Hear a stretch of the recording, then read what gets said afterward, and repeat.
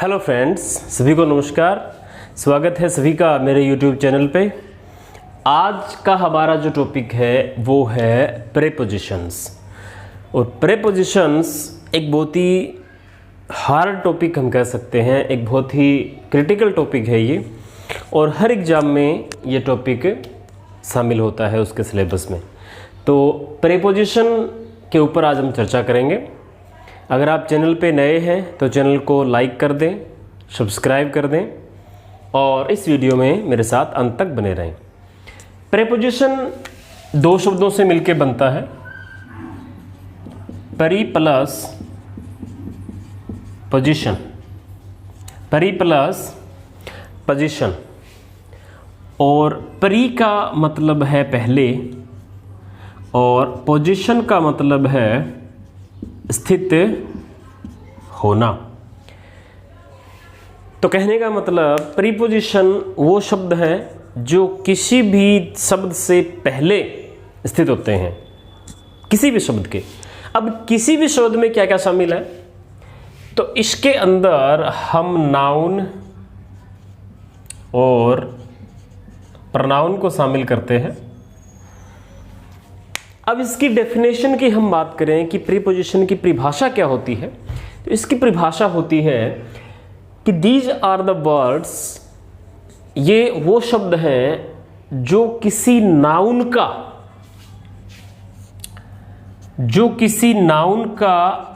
दूसरी नाउन से, किसी प्रोनाउन का नाउन से और किसी नाउन का दूसरे प्रोनाउन से, और इसके अलावा अदर वर्ड्स हैं जहां पर हम प्रीपोजिशंस का यूज कर सकते हैं। इन सभी के बीच में संबंध दर्शाने का कार्य प्रीपोजिशन करती है। यानी कि दो संज्ञाओं के बीच में संबंध दिखाना, सर्वनाम व संज्ञा के बीच में संबंध दिखाना, और संज्ञा व सर्वनाम के अलावा और जो कुछ वर्ड्स हैं जो हम रूल्स जब इसके करेंगे तो हम पढ़ेंगे, इनके मध्य संबंध दर्शाने का कार्य करती है, रिलेशनशिप दर्शाने का कार्य करती है। और प्रीपोजिशन, तो प्रीपोजिशन जो शब्द हैं इनसे हमें यह देखना है कि प्रीपोजिशन जो शब्द हैं वो जिस शब्द के लिए प्रयोग में आई है प्रीपोजिशन, वो उस शब्द से पहले आएगा, कभी बाद में नहीं आता है। इसीलिए इसको प्रीपोजिशन कहते हैं। तो she is in the room, ये एक एग्जाम्पल है। तो इस वाक्य में आप देख पा रहे हैं कि इन है वो प्रीपोजिशन है, और ये किसके लिए प्रयोग में आई है, तो ये रूम के लिए प्रयोग में आई है। इन कहने का मतलब ये इसके लिए प्रयोग में आई है और इससे पहले आई है प्रीपोजिशन। अब हम बात करते हैं कि संबंध कैसे दर्शाया जा रहा है।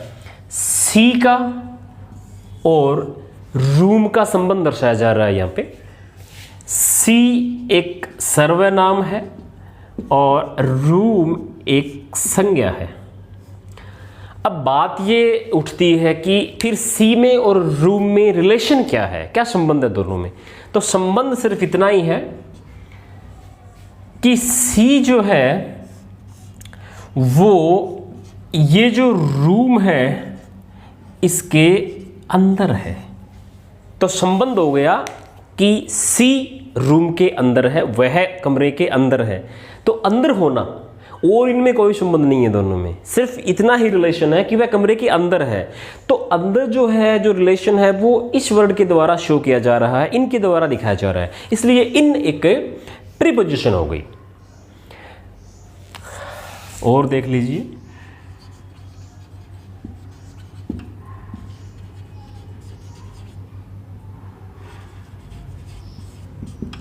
Ram is on the roof. इधर आप देखेंगे कि राम एक संज्ञा है और रूप भी एक संज्ञा है, और इन दोनों के दरमियान संबंध जो है वो है ओन का। दोनों के मध्य जो संबंध है वो ओन का संबंध है, यानी राम छत के ऊपर है, राम छत के ऊपर है। तो दोनों के मध्य ये भी संज्ञा है, ये भी संज्ञा है। दोनों नाउन्स के बीच में जो संबंध है ऊपर होने का वो ओन के द्वारा यहां पे शो हो रहा है। तो ओन एक प्रीपोजिशन हो गई। तो ये तो थी एक सामान्य सी जानकारी कि प्रीपोजिशन है क्या। अब हम इसको विस्तार से पढ़ेंगे। अभी हमने बात की कि प्रीपोजिशन जो है वो सामान्य तौर पर नाउन या प्रोनाउन या जिस वर्ड को वो गवर्नर कर रहे हैं, कंट्रोल कर रहे हैं, उससे पहले आता है। तो मैं इसमें थोड़ा सा इम्प्रूव कर दूं कि बहुत से सेंटेंस ऐसे होते हैं जिनमें प्रीपोजिशन है वो जिस शब्द को कंट्रोल करता है, जिसको गवर्न करता है, उसके बाद भी आ सकता है। तो ये कुछ एग्जाम्पल्स यहाँ पे मैंने लिखे हैं। This is the house I was talking about.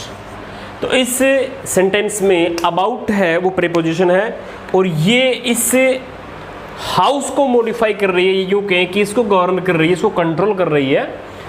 तो अबाउट है वो लास्ट में भी आ रही है यहाँ पे। I have no pen to write with. तो विथ है ये प्रीपोजिशन है और ये इस पेन नाम की संज्ञा को कंट्रोल कर रही है, या यूँ कहें कि रिलेशन बता रही है। He gave me a chair to sit on. तो ओन यहाँ पे प्रीपोजिशन है और वो ए चेयर को गवर्नर कर रही है, उसको कंट्रोल कर रही है और ये इसमें अंत में आ रही है। What are you talking about. About भी प्रीपोजिशन है और what are you talking about, तो यहाँ पे भी ये सेंटेंस के लास्ट में प्रयोग हुई है। तो कहने का मतलब ये उस शब्द के पहले भी आ सकती है और वाक्य के अंत में भी आ सकती है जिसको ये कंट्रोल या गवर्नर करती है। तो अब हम वो शब्द पढ़ेंगे, वो प्रीपोजिशन पढ़ेंगे जिनका प्रयोग बहुतायत रूप से होता है और उन शब्दों की संख्या या जो प्रीपोजिशंस हैं उनकी संख्या काफ़ी मात्रा में है। तो हम जो मोस्ट इम्पोर्टेंट प्रीपोजिशंस हैं उनको बारी बारी से पढ़ेंगे और उसके बाद हम पढ़ने वाले हैं कि कुछ विशेष शब्द अंग्रेजी में होते हैं और उन शब्दों के साथ विशेष प्रीपोजिशंस का ही प्रयोग हम करते हैं, कोई दूसरी प्रीपोजिशन उनमें हम नहीं लगा सकते। और सामान्य तौर पर प्रतियोगी परीक्षाओं में वही प्रश्न उठाए जाते हैं जिनके साथ एक निश्चित प्रीपोजिशन प्रयोग में ली जाती है, तो वो भी हम करेंगे। पहले हम जो साधारण प्रीपोजिशंस हैं जो सिंपली जो यूज़ होती है उनको हम नंबर वाइज से सीरियल से पढ़ने वाले हैं। तो सबसे पहले एक नंबर हम अबाउट पढ़ेंगे। सबसे पहले जो हम प्रीपोजिशन करने वाले हैं वो है हमारी अबाउट। और अबाउट का जो अर्थ है, इसका अर्थ होता है के बारे में, के बारे में। यानी जब हम किसी के बारे में बात करते हैं वहाँ पर हम अबाउट प्रीपोजिशन का प्रयोग करते हैं। तो चलिए इसके कौन कौन से प्रयोग हैं वो हम यहाँ पर देखते हैं। सबसे पहली प्रीपोजिशन हमारी है अबाउट, के बारे में। When we talk about someone, जब हम किसी के बारे में बात करते हैं तब हम इसका प्रयोग करते हैं। इसके चार प्रयोग मुख्य तौर पे होते हैं। पहला इसका प्रयोग है जब हम अराउंड की बात करें, जब हम चारों दिशाओं के संदर्भ में अगर बात करते हैं तो हम अबाउट का प्रयोग करते हैं। जैसे सी walked about the town, she walked about the town, she walked about the town, यानी वह टाउन के चारों तरफ घूमा। तो इसका मतलब अबाउट वो चारों ओर को यहाँ पे रिप्रेजेंट कर रहा है। she walked about the town। एक और एग्जांपल आप इसका देख लें। he made a wall about the ground, he made a wall about the ground, उसने मैदान के चारों तरफ दीवार बनाई। नेक्स्ट है हमारा नियरली। नियरली का अर्थ होता है लगभग, अप्रोक्सीमेट। अप्रोक्सीमेट की अगर हम बात करें, लगभग जहाँ पे शो हो रहा है वहाँ पे हम अबाउट का प्रयोग कर सकते हैं। For example, there are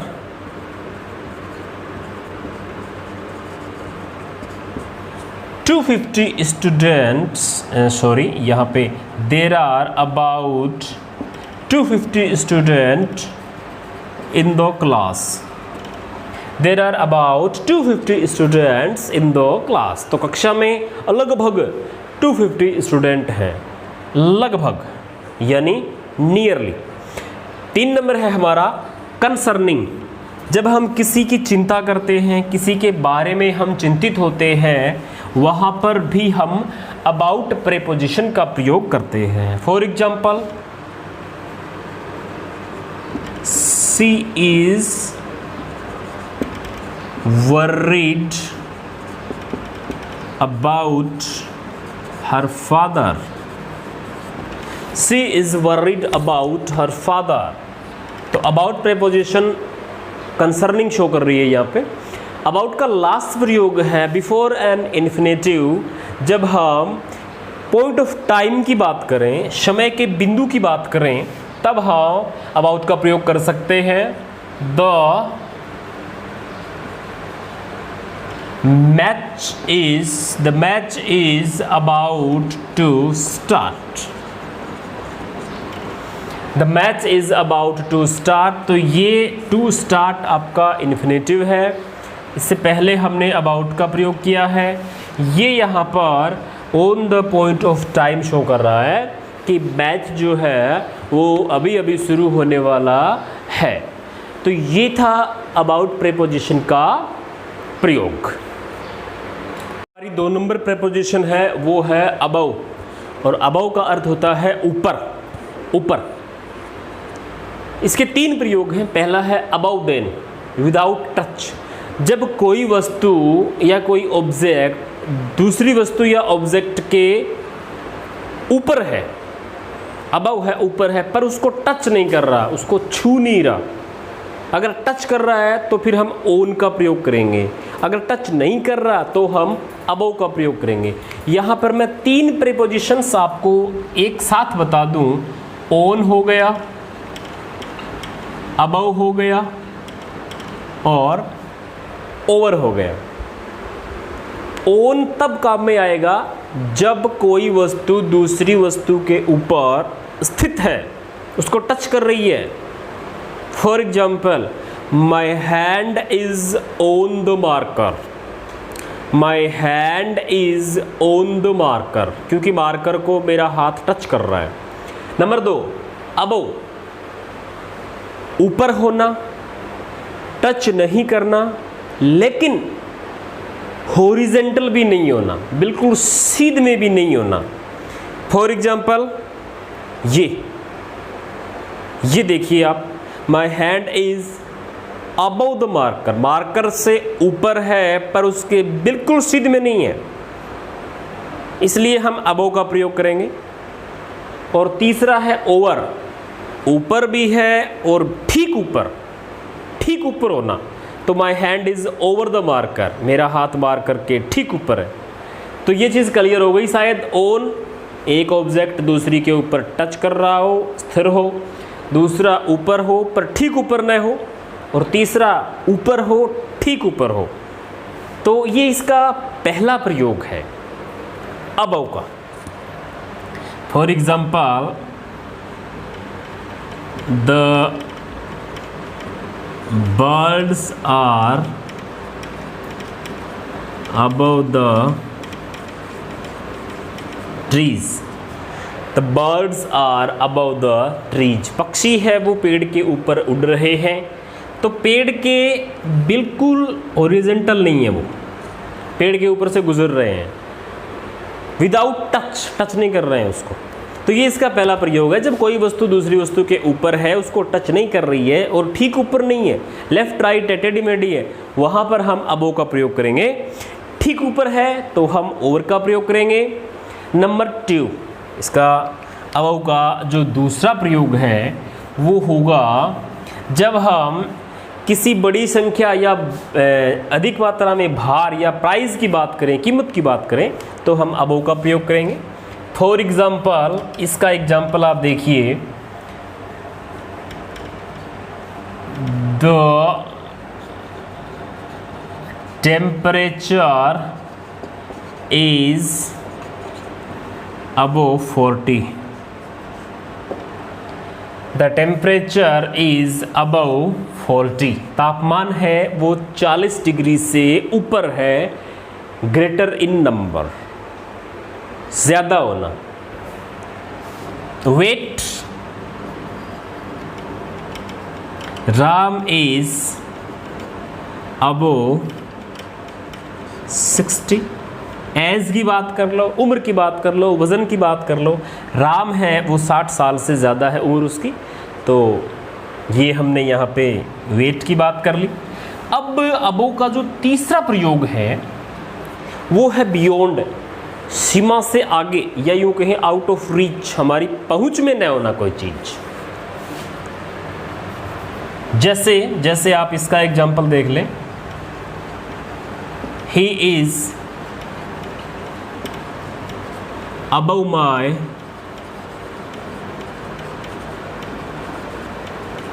he is above my understanding। he is above my understanding, वो मेरी समझ से बाहर है, यानी वो मेरी समझ से आउट ऑफ रीच है। एक और इसका एग्जाम्पल देखिए आप, he is above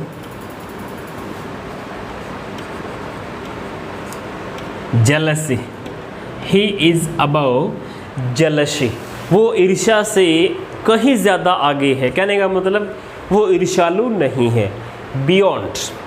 तो ये 3 प्रयोग थे अबव के। 3 प्रीपोजिशन हमारी है वो है अक्रॉस, और अक्रॉस का अर्थ होता है आर पार। इसके सिर्फ 2 प्रयोग हैं। पहला है from one side to another, जब हम एक दिशा से, या यूँ कहें एक बिंदु से दूसरे बिंदु तक बीच में कुछ क्रॉस करते हुए, या यूँ कहें कि उसके आर पार से गुजर जाते हैं, तब हम अक्रॉस का प्रयोग करते हैं। जैसे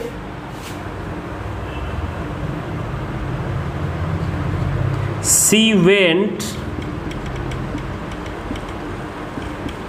across the river. She went across the river. तो इस वाक्य का अर्थ है कि वह नदी के आर पार चली गई। कहने का मतलब पूरी नदी को कवर करके उसने वो उससे आगे निकल गई। एक जगह से दूसरी जगह चल के किसी को क्रॉस करते हुए गुजरना, वहाँ पे हम अक्रॉस का प्रयोग करते हैं। वन मोर एग्जाम्पल,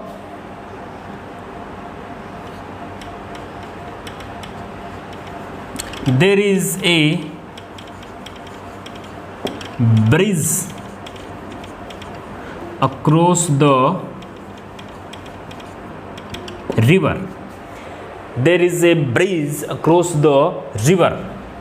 ब्रिज यानी पुल, across the river नदी के आर पार एक पुल है। तो आर पार है नदी के, पूरी नदी के ऊपर है।